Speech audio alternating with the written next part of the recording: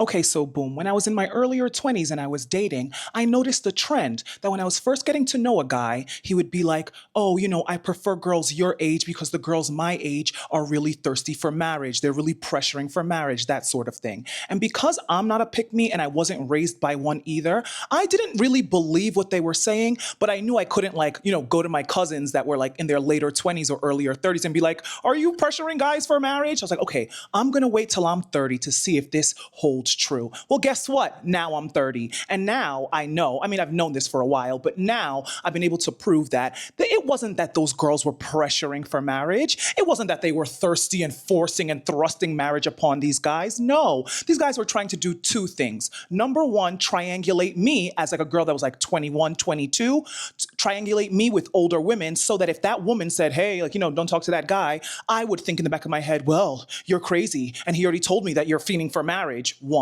And then two, try and force me into this cool girl trope. You see, the older you get, it's not that you're more thirsty to be married. In fact, I would argue the less. But what it is that you're more able to see through the nonsense. Like, for instance, the whole I'm busy trope that some guys do.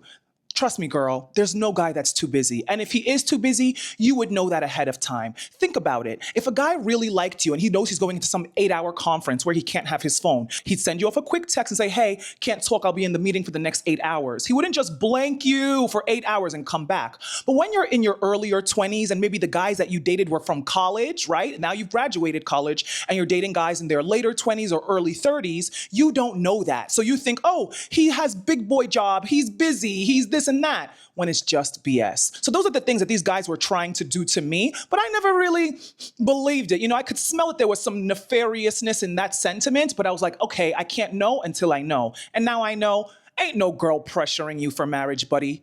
You're just trying to pull the wool under my eyes. So if you're a girl that's younger and a guy tells you that, show him this video, okay?